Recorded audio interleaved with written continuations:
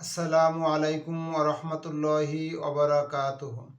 যে সকল ভাই ও বোনেরা কঠিন বিপদে আছেন, দেয়ালে পিঠ ঠেকে গেছে, বিপদ থেকে উদ্ধার হওয়ার কোনো পন্থা পাচ্ছেন না, তারা যদি এই আমলটি করেন ইনশাআল্লাহ আল্লাহর রহমতে আপনার কঠিন বিপদ দূর হয়ে যাবে।